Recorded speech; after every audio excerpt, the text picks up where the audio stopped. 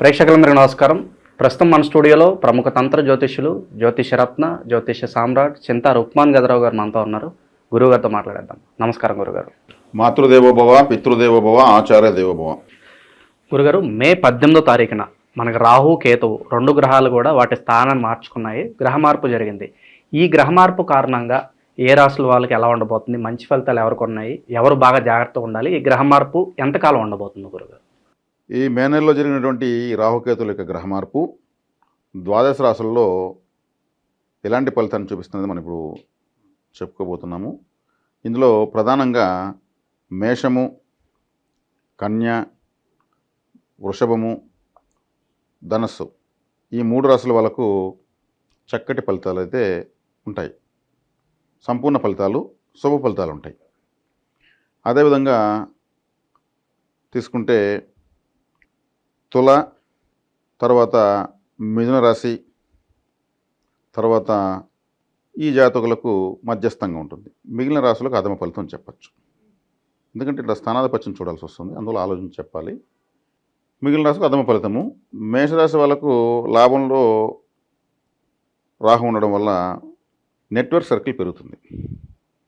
Network అంటే 11% network, స్నేహితులు, జ్యేష్ఠ సోదర సోదరులు, వీళ్ళ అన్నలు అక్కలు, వీళ్ళు ఎవరైనా విదేశాలకు వెళ్ళొచ్చు. వాళ్ళకి ఏదైనా సడన్గా లక్ కలుగుతుంది. స్నేహితులు ఎవరైనా వీళ్ళకి మంచి బెస్ట్ ఫ్రెండ్స్ ఎవరైనా సెటిల్ అయ్యి వీళ్ళకైనా సపోర్ట్ కావచ్చు. వీళ్ళకి కొత్త స్నేహ పరిచయాలు పెరుగుతాయి. ఇట్లా నెట్వర్క్ అంటేనే మనకు పరిచయాలు పెరగడం అని అర్థం. అదేవిధంగా బ్రాండెడ్ మొబైల్ కొనేదానికి అవకాశం ఉంటుంది. నెట్వర్క్ అంటే ఇప్పుడు మొబైలే కదా, మన ఎవరితో నెట్వర్క్ అవ్వాలంటే మొబైలే. ఇంటర్నెట్ అంటే రాహువే. దాని ద్వారా లాభం ఉంటుంది. ఎవరైనా మంచి ఇంజనీరింగ్ చదువుకునేసి మంచి జాబ్ కోసం ట్రై చేస్తే వీళ్ళ టాలెంట్కి తగినటువంటి, టాలెంట్ కన్నా మించినటువంటి శాలరీ రావడం ఏమైనా జరుగుతాయి. అంటే వీళ్ళ టాలెంట్ అనేది అక్కడ ప్రూవ్ అవుతుంది. ఇప్పుడు బీటెక్ చదవాలంటేనే అది మొత్తము దీనికి టెక్నాలజీ సంబంధించి ఉంటుంది. కొత్త టెక్నాలజీ అంటేనే రాహు. ఓకే, ఈ గ్రహ మార్పు ఎంతకాలం ఉంటుంది గురుగారు? 18 నెలలు ఉంటుందండి. కాబట్టి మేషరాశి వాళ్ళకి ఈ బెనిఫిట్స్ అన్నీ ఉంటాయి. వృషభ రాశి వాళ్ళకు కర్మస్థానంలో, రాజ్యస్థానంలో రాహు విశేషంగా యోగిస్తాడు. అందరూ 3, 6, 11 అనుకుంటారు, కానీ 3, 6, 10లో కూడా యోగిస్తాడు. వీళ్ళ యొక్క చేస్తున్న పనిలో మల్టిపుల్ అవుతాయి. ఉదాహరణకు ఒక హోటల్ ఉందనుకోండి, 2-3 బ్రాంచెస్ వచ్చేస్తాయి. 2-3 బ్రాంచెస్ ఎట్లా వస్తాయి? వీళ్ళ దగ్గర డబ్బు కూడా ఉండదు, మరి ఎట్లా వచ్చేస్తాయి? ఇంకో హోటల్ లాస్లో ఉంటుంది, వీళ్ళు సక్సెస్లో ఉంటారు. నువ్వు నాకు ఒక 2-3 పేమెంట్లు ఇవ్వు, కొద్దిగా డబ్బు ఇచ్చేసి హ్యాండ్ ఓవర్ చేసుకో, 2-3 పేమెంట్లు ఇవ్వు అని వీళ్ళకి ఒక టైం ఇస్తారు.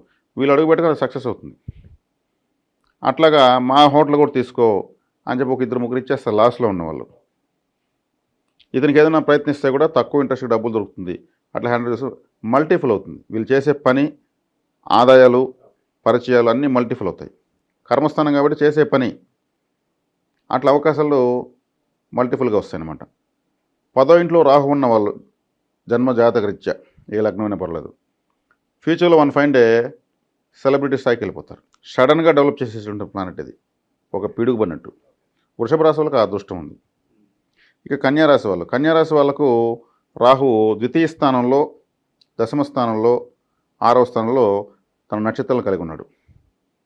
కాబట్టి ఇక్కడ కేంద్ర స్థానము, కుటుంబ స్థానము, శత్రుస్థానం 3 స్థానాలు మంచివే కన్యారాశి వాళ్ళకు. ఈయన వచ్చి 6వ ఇంట్లో ఉన్నాడు, స్వస్థానంలో.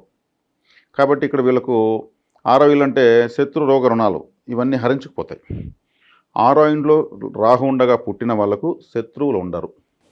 ఓకే, అది రూల్. వాళ్ళతో పెట్టుకుంటే అవతల క్లోజ్.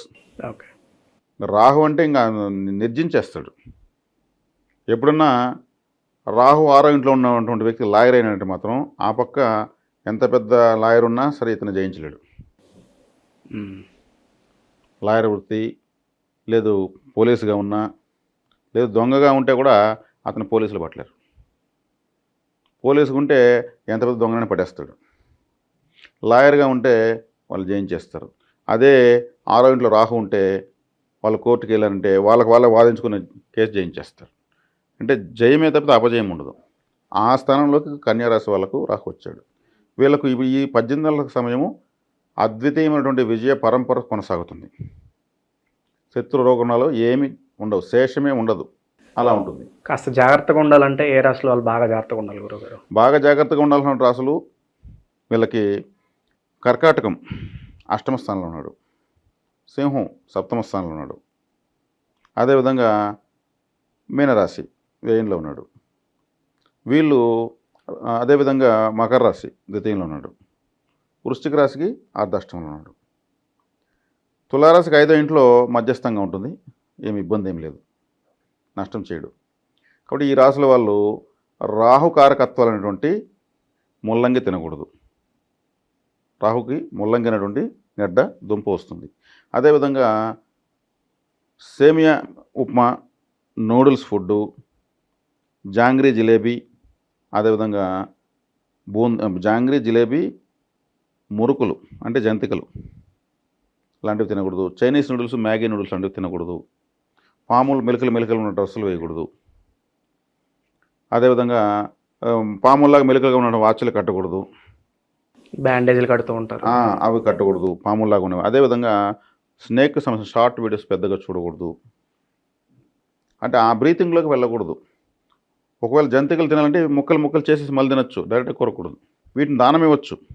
పొట్లకాయ తినకూడదు, పొట్లకాయ ముల్లంగి తినకూడదు. వీటిని దానం ఇవ్వచ్చు. సేమియా ఉప్మా చేసిన ఉప్మాని దానం చేయొచ్చు. అంటే అటువంటి రూపాన్ని మనం చూసినా లేకపోతే ఆహారంగా తీసుకున్నా కూడా అంతగా కలిసి రాదు అంటారు. కలిసి రాదు.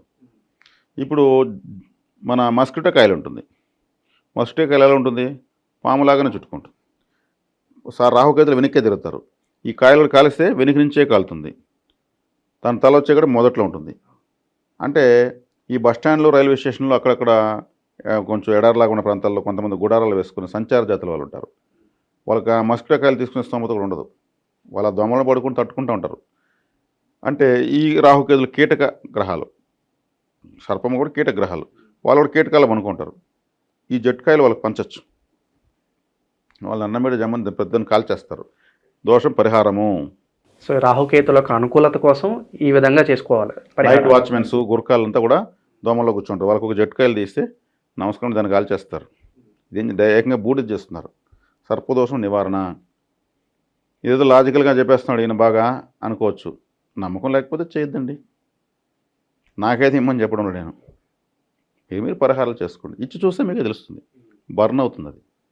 కాబట్టి ఈ తత్సంబంధమైన కూరగాయలు, తత్సంబంధమైన ఆహారము, తత్సంబంధమైన వస్త్రధారణ నిర్దిస్తే సరిపోయింది. ఇంక వేరే వేసుకోవచ్చు. అదేవిధంగా ఈ సర్పదోషం ఉన్నవాళ్ళు నాగరాజు, నాగరాణి,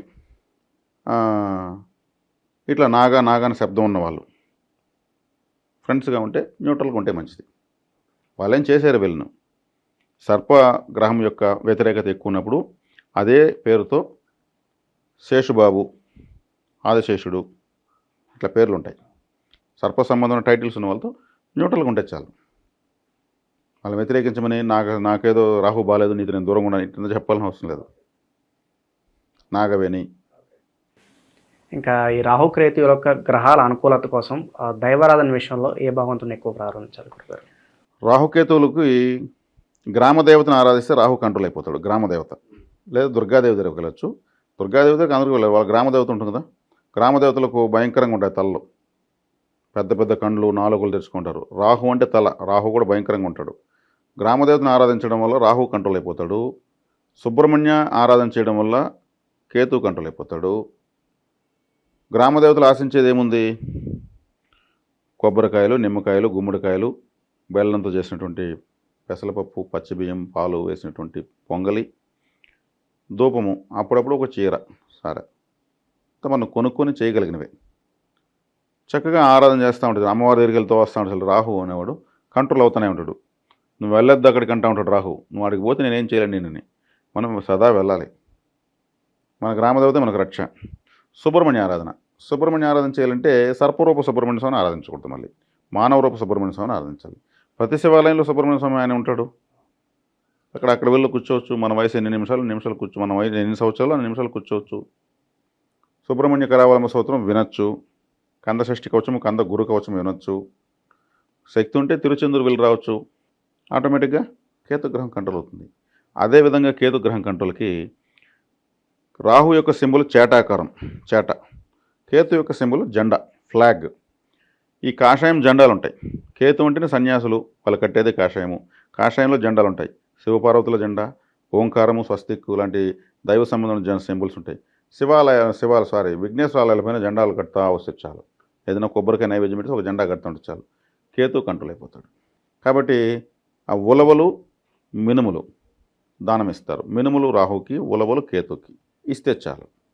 ఇప్పుడు రాహు కలిసినప్పుడు గ్రే కలర్, సిమెంట్ కలర్ లాగా ఉంటుంది. గ్రే రిలేటెడ్ వాడకూడదు. సిల్వరు వాడకూడదు. కలర్ ఎక్కువగా తీసుకోకూడదు. కేతు ఉంటే 2-3 కలర్ మిక్స్ అయితే మల్టీ కలర్స్ ఉన్నటువంటి డ్రెస్సులు నిర్జిస్తే చాలు. ఏ రోజు ఎక్కువగా వేసుకోవాలి గురుగారు ఇవి? అవి వేసుకోకూడదు. అది వేసుకోవాల్సిన చెప్పారు కదా, అది ఇవే గ్రే రిలేటెడ్ వేసుకోకూడదు. సిల్వర్ కలర్ వేసుకోకూడదు. పాముల్లాగా మెలికలు ఉన్న డిజైన్లు వేసుకోకూడదు. అదే కేతుకి మల్టీ కలర్స్ ఉన్న షర్ట్లు డిజైన్లు వేయకూడదు. ఈ కలర్స్ ఇవిలా కాకుండా ప్లెయిన్గా ఉన్నవి లేత రంగులు వేసుకోవచ్చు. Of white, baby rose, baby green, light blue ఇటువంటివి వేసుకోవచ్చు. ఈ సర్ప సంబంధం చెప్పాక ఒక ఐడియా వస్తుంది అందరికి కూడా. ఇటువంటివి కొంచెం దూరంగా పెడితే చాలు. రాహు కేతు ఈ 2 గ్రహ మార్పుల వల్ల ఏ రాశుల వారికి ఏ విధంగా ఉండబోతుంది, ఎవరు జాగ్రత్తగా ఉండాలి, ఎలాంటి పరిహారాలు చేసుకోవాలి, మీ మాటలో చాలా బాగా వివరించారు. ధన్యవాదాలు గురుగారు. ధన్యవాదాలు.